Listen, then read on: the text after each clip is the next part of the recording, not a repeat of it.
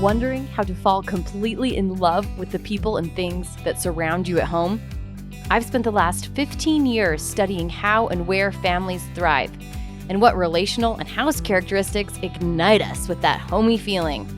On this podcast, we uncover how our brains process the people we live with and the houses we live in so we can confidently create our homes to be wonder-filled connection magnets. Ready to give up the decision fatigue, comparison hives, overwhelm ulcers, and confusion chaos? You are in the right place. I'm your host, Carly Thornock. Welcome to Becoming Home.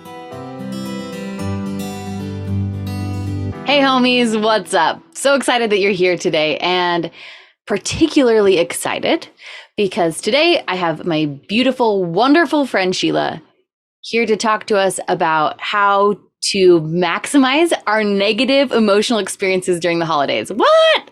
Csilla is my real life heart and soul friend. She's an excellent coach. She changes my life every time we talk. And I have a list of Csilla-isms that I'm determined to put on throw pillows one day and change the world. Like if that is my contribution to the world, just like bringing Csilla to you, I will die a happy woman. She helps me embody my feelings. So I have big emotions, as we all do. She helps me understand them and then embrace them in this beautiful way that brings me closer to myself, brings me closer to my God and my family, and also brings me closer to like history and the world at large. How she does it is a gift that I believe it's a gift. And I cannot wait for you to meet Csilla. Csilla, what's up? Thanks for being here. Hi, thanks for having me on. This is so exciting. Csilla and I both have curly hair, and every time we talk, I always think, I want curly hair. Oh, wait, I have curly hair. Like even just looking at you, I want to be better. If you want to see Scilla's curly hair, you can watch this podcast on either the website or on YouTube. So go check out our curly hair party. You won't regret it. Okay, Csilla, tell us about you and your family. Like, let everybody know where you're coming from. Well, I live up north in Canada on the west side. We now have snow, and Carly really enjoys seeing it every time we talk. I do. I'm always like, show me your window. I'm married, and I have two amazing kids. Carmen's 16 and Ryan's 12. And how I got to where I'm at today is pretty much I've spent my adult life working on me and who I want to be, because so many times I've had things happen, and the moment it turns around to see, and I look for the opportunity in it, it blows up, it becomes amazing. So then I found coaching, and that's where I found Carly. And so we spend our friendship loving that. It is a unique friendship, isn't it? I feel like you know more of my soul than probably any other friend. Just because I know that we set aside time of like, what's your deepest, darkest? Let's feel it out together. Let's be the friend in the arena. Let's help you guide each other's thoughts. Like it's a fun friendship. Yeah, so many times, like that other time I said to you, I'm really glad you're a coach, because when you say those kinds of things, I could be really upset because I want you to be upset with me. And then you're just laughing and holding space. And I'm like, right, it's all going to be okay when we get through this. It's so true. We have time when we talk, and there's like commiserating time where we'll say something about the crazy thing that happened with our animals or with our children, and the other one's like, that's the worst, we hate it when that happens, let's burn the town. But then there's usually we'll say, now I need a coach friend, and then Csilla will snap out of it and be like, well, the reason that you're really having a hard time is because of how you're thinking about this, and why you're feeling this way is not because of what you think. Let's talk about it. She like guides me through the trauma. Yeah, it's so and beautiful. Those questions, they just turn you right around, Yeah, they really do. They really do. So I want you to share with these amazing people how you came to coaching and why this is such a powerful thing that you believe in, and kind of your approach to problem solving. We'll go from there. Okay. how I got here was one of the biggest steps was first realizing that I wasn't my emotions. For me, that was mind blowing. I always thought that there was something wrong with me because I had these intense emotions and I didn't know what to do with them. So once I started to acknowledge that I wasn't the emotion and that it was intense, it gave me a bit of breathing room to think somehow this is going to be okay. And then landed on Brooke's podcast and loved seeing how our thinking creates our emotions. And that just opened it all up.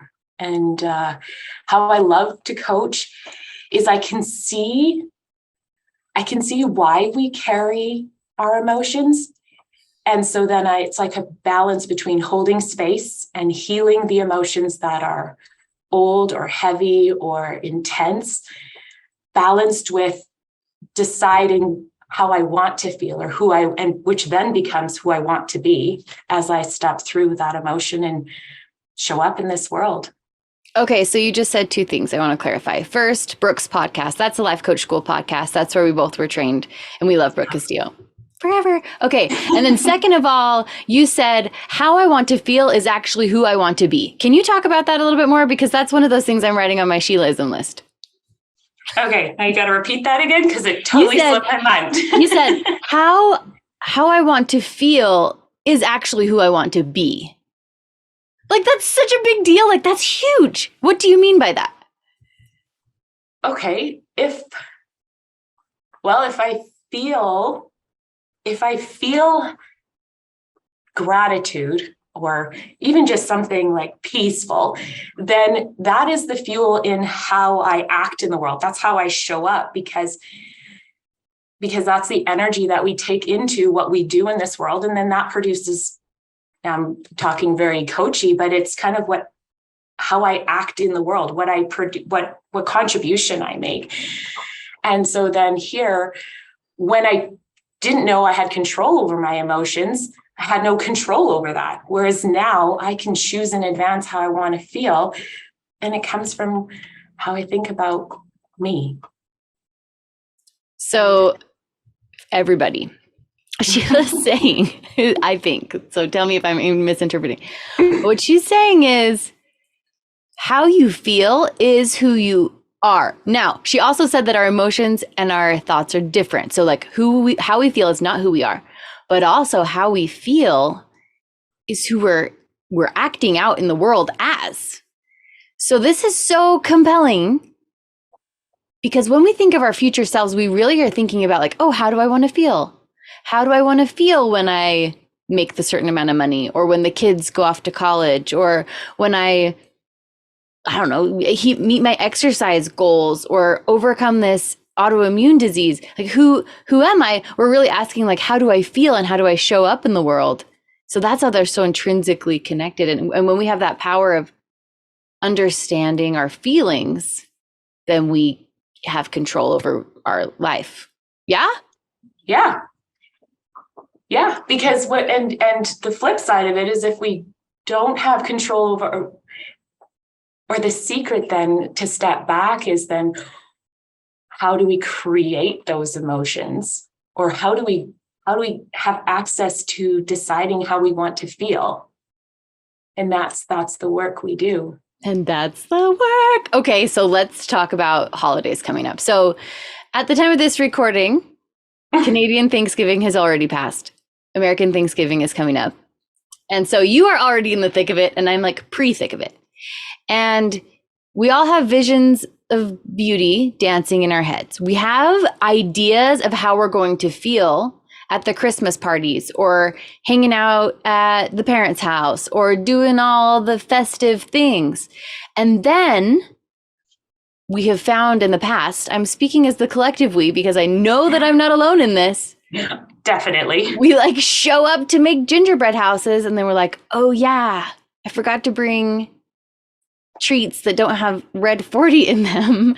And my kid has already gotten into the tamales and I know we're headed for a breakdown. And I know that Aunt Sally over there is going to start making comments about how I don't let my kids eat red 40 and I'm gonna have to deal with like all the judgment and this doesn't feel Christmassy and all my expectations are colliding. So let's put this all into context with, let's say, Christmas coming up and changing the deep stress that we kind of know we're gonna feel, but that we think we're not. Let's unpack this. Okay. So part of the reason why it's so intense is our experiences around family and holidays and expectations will really get built up because we're looking forward to them so much. Sometimes we have like the best laid plans because we're so excited about Christmas and everything that we look forward to kind of lands in these holidays where we get to spend it with people that we love and do things that are not our routine. And if life is 50-50, then there's 50% negative that balances the 50% positive. And so when we have these extreme highs, comes with intense lows to keep things in balance. Okay. So Csilla, as we are unpacking all of this, like where's the place for the chaos? I have these beautiful visions. I know there's going to be chaos. And in my mind, I want to be like, okay, well, let's plan really well and eliminate the chaos. Is that the approach? What would you do? Oh, fantastic question. Because we're planning on all this amazingness and we are not leaving room for the chaos because we don't want it. And so then as we don't want it, we like intensify it as we go into Christmas. And then when it starts to play out, we get hijacked from the moment with this negative, intense emotion, and we don't even know why it happened. Okay, stop. So you said something amazing again. You said when we don't want negative emotion, we end up playing into it. Yeah. This is something that you are so good at helping me understand. What do you mean? It's like the ghost in the closet, right? If the closet door is closed and you have the space on the outside that's lit up and inside the closet it's dark, and we keep that door closed because we don't want to see what's in there, it intensifies. It becomes scarier, it becomes something that we resist. And so we end up not really enjoying being in the light because we're making sure that door is closed. Mm-hmm. Does that make any sense? Of course. I think that's so beautiful. And I think we've talked about this in our coaching practices as like taking a beach ball and trying to just like keep it underwater, but pretend it's not there. But have you ever tried to sit on a beach ball underwater? Like it's completely impossible. And you'll try to like synchronize swimming yourself and like look chill on the upper body, and like you're trying to sit in a beach ball underneath the water, and it just doesn't work. It's the same idea that you can't be distracted in your brain and be present in the moment at the same time. Like you are thinking about what your distraction. Yeah.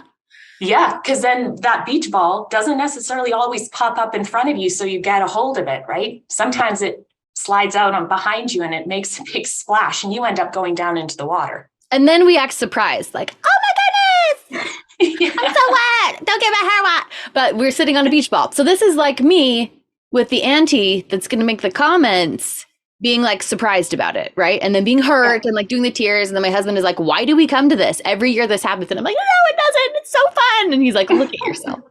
This is not what I would call fun.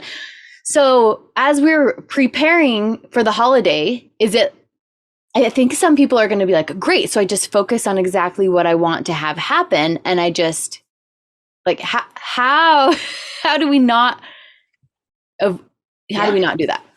Great question. Okay. So what we could do is feel the negative emotion in advance.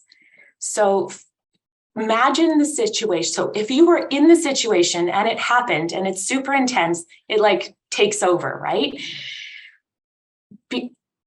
If you were to feel it beforehand, bring up the event, have the idea of these people saying things, forgetting the the coloring, the right coloring for the gingerbread house, or knowing people are going to say stuff, feel it in advance, not only in your mind, but also in your body. Let that intensity like come up as to how you think you're going to probably react if you were fully committed to feeling that negative feeling. So add all the details of people watching, what that feels like. Because then what you do is, instead of that pressure cooker happening in the situation, you're letting a bit of the steam off before it happens. And this helps in so many ways. So it helps by letting the steam off in advance. You're feeling that steam in a very safe place. You're not at the event with people watching you, right? You're in your safety of your own space. And so then you're building awareness of what that negative feeling feels like in your body. The advantage here to, one, let off the steam in advance is that it won't be as intense when it's actually happening, because you'll be able to go to that event, have the same emotion come up, but now it's familiar to you. It's like you're kind of friendly with it. You don't have to like it. But when those sensations come up, you'll be able to hold some space for yourself where you're being aware that it's coming up. And then it won't hijack you out of the situation. It's like my parents teaching me as a teenager, like when you're out on a date with a boy and things start to go in a direction you're not comfortable with, here's what you do. You go to the bathroom, you call me on the phone, you meet me in the back, and we like almost role play it of like, do you feel that discomfort? Or even like driving when I was young, my dad would be like, what happens if somebody stops? Where do you swerve to? Right now, somebody cuts you off. Where do you go? And it's this like pre-adrenaline management, so that I have been in these situations where somebody slams on their brakes in front of me in a snowstorm, and I know what to do because I have trained my body not to freak out with the adrenaline, but to just swerve into the emergency lane instead of causing a collision, right? So we're almost pre-training our brains to be familiar with this fight or flight anxiety, and then it doesn't become panic. Yeah. Yeah. And we think we shouldn't do that because we think we're going to create more of it by feeling in advance, like the example of driving. It's not that you're envisioning getting into an accident. It's that you're processing a level of like some part of that response in advance, so that you don't have to process all of it in the situation and figure your way through it. Because the more intense the emotion is, the less connected we are to our thinking through it. Oh my heavens. Okay, so this is saying like the best way to prepare for Christmas. This is what we're saying. The best way to prepare for Christmas is to imagine all the things that are going to go wrong and be really upset about it before. Yeah. And then I love this so much. And then you have a fantastic Christmas because it's 50-50 and you've kept the balance of life. Yes. So I go to this hypothetical situation with this hypothetical aunt that actually really is hypothetical. I'm like, have this fear that my aunt's going to listen to this and be like, am I the aunt? I'm like, no, this is not real. Okay. And I have this encounter, and instead of being surprised that something's going to go wrong, first of all, I'll be like, okay, remember to bring the treats that I'm okay with my kids eating. Second of all, when something else goes wrong that I cannot pre-plan for, and I feel that feeling of like, this is too much for my kids, this is too much for me, somebody's also shaming me, like it's starting to steamroll, I like snowball and get going, and I know that feeling in my body and my shoulders come up, like, okay, I'm anticipating that. And when that happens, I will take my body's reaction as the cue of, oh, and this is the part where everything is normal and we proceed as normal. And I can say, oh, Auntie, you're so funny, and walk away. And versus cry and have a big drama. Yeah. And the added benefit of something like doing something like that in advance is, one, you would now have more confidence going into the situation because you know you can handle no matter what happens. You really do. That's so powerful. Okay, can we do this in real time, Sheila? Will you coach me? Can we take 5 minutes and will you coach me through something that I actually feel stressed about? All right, have at her. Are you ready for this? And help me feel this negative emotion, because I think Okay. this will be powerful for people to understand how, like, again, another example of how this works. So I am planning to go on a trip with my favorite cousins on my dad's side. And this is coming up in a few weeks. And it's going to be cold and it's going to be fun. And I am thrilled beyond belief. Like, I cannot even wait. And I also feel this scared part of me that says, what if they want to do things that I'm too tired to do, or that feel like too much for my budget, or feel like too much for my spirit? Then what do I do? Because I care about these people and I love being with them and I can get on this roller coaster. But when my body starts to feel that overload, like right now, even like I start to feel like I want to cry. Like, how do I preserve this relationship and also preserve my relationship with myself? It's a beautiful way of putting it, Carly. If you were going to answer that, how would you preserve both? When you ask me these questions, I'm always like, okay, keep going. Ask again. I'm listening. Because it's beautiful, because you want to preserve your relationship with these people. And my question would have been, and what part is reserved for you? And so go there. What part is reserved for you? I even want like these relationships to be better than when we left.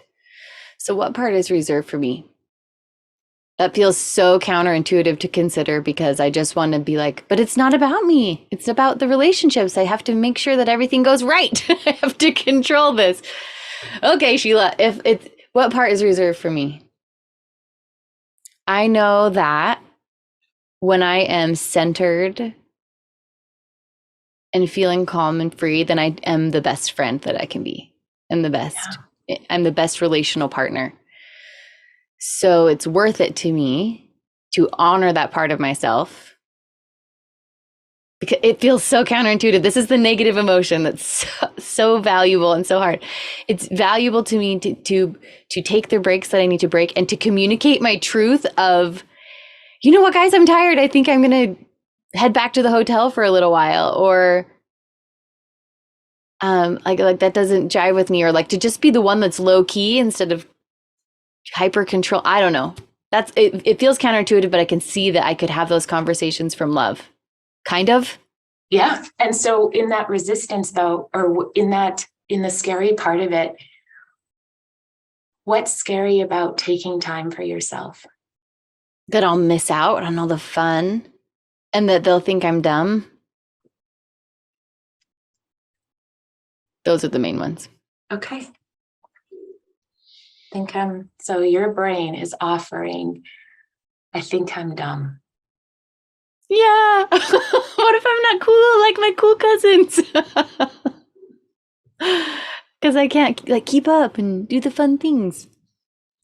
Yeah, but you wanted to leave the relationship better by showing up. But if you're cool like them, you see how your brain's saying both sentences at the same time? They're contradictory. They seem like they both the truth to me. I actually don't see it right now. Okay. I want to be cool like them. Mm-hmm. Okay, let's see it from their side.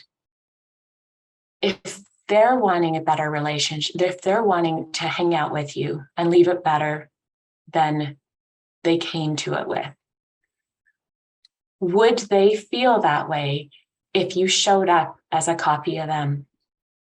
No. Why? They already know themselves. They'd be like, I want to know you. I want to know you. I want to know your truth better. Okay, now I'm starting to see it. There we go. They want the relationship hinges on my ability to be truthful. Otherwise, It's not a real relationship. Yeah. And it's busy talking about your relationship with them, because then your brain's saying, well, you're not cool as them. You're not doing what they're doing. You're being left out. That the value they're going to get is the time that you're wanting to be like them. Oh, that's so fascinating. That's exactly right. So the fear that I'm feeling ahead of time is this, like, I am not them.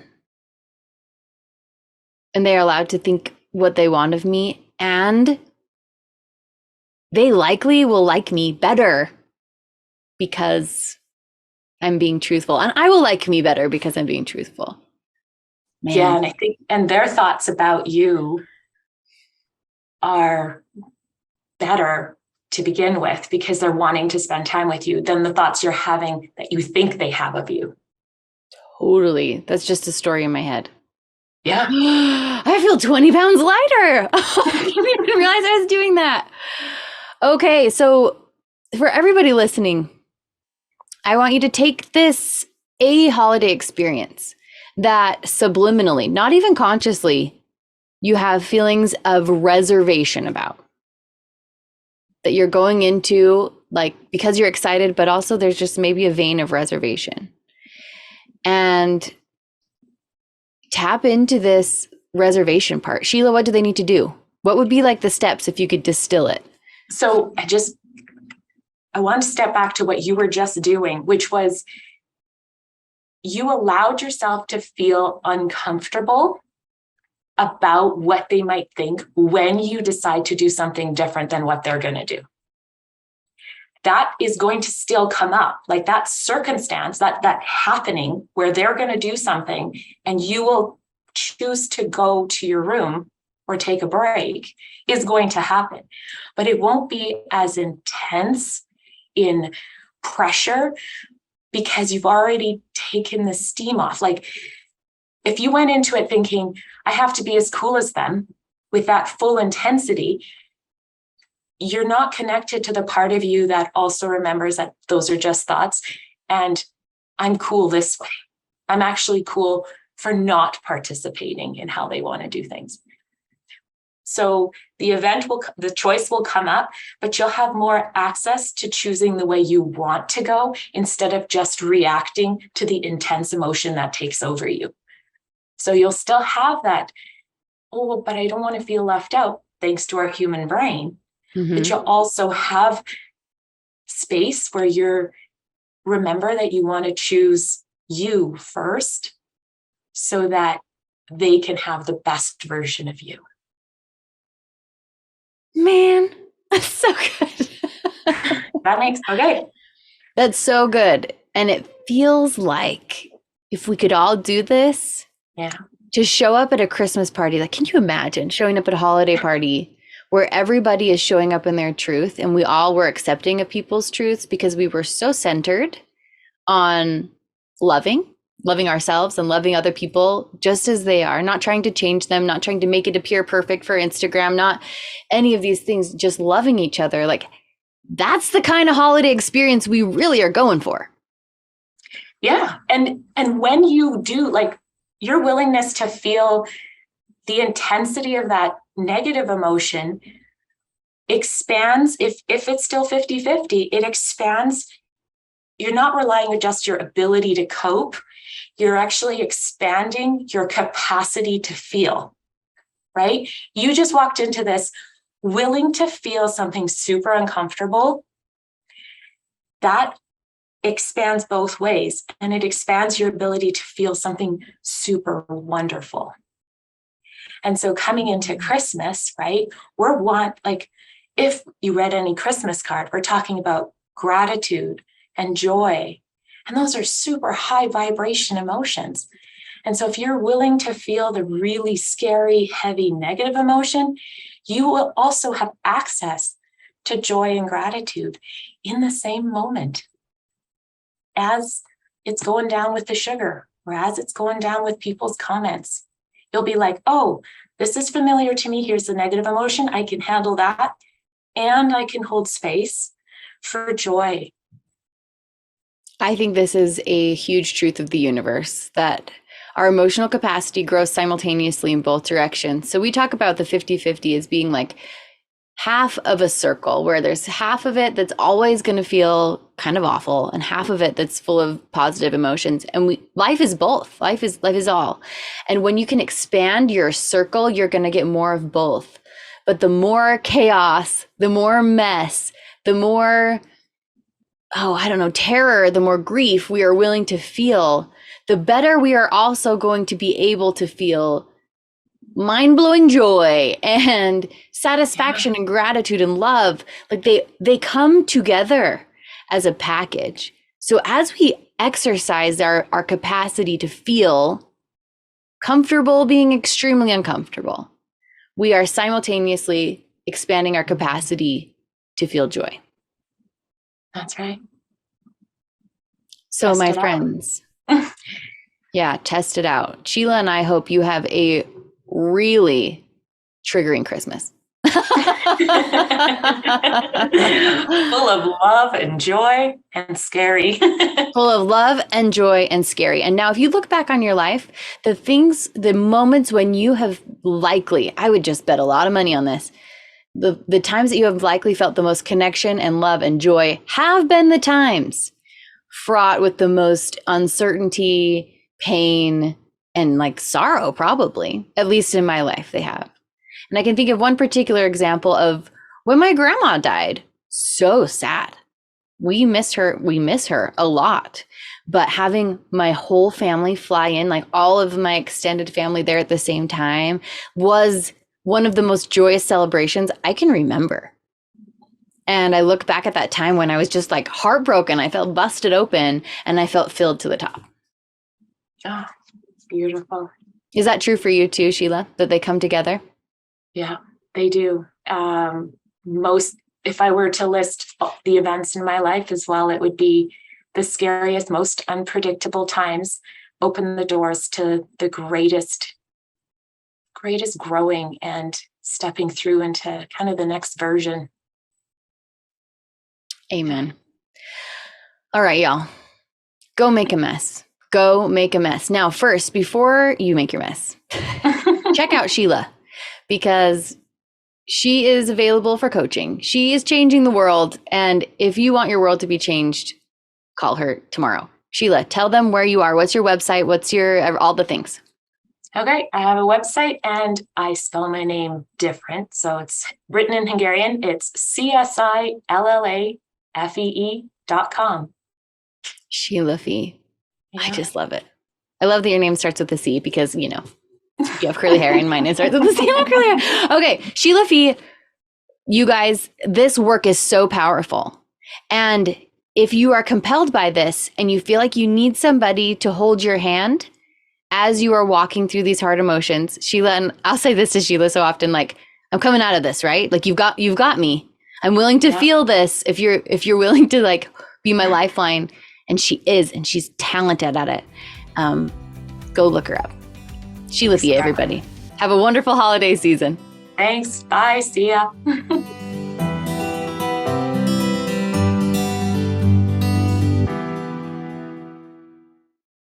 Hey, thanks for listening today. If you love what you're hearing, share this episode with a friend who you want to chat with about it. Also, leave a review for the show so we can reach more soulful mamas looking to love the magical humanity that surrounds them at home. If you really are digging this scene, come check out The Knowing, the inner circle for confident home creating. Find all the info about it as well as a full transcript of this episode over at carlythornock.com.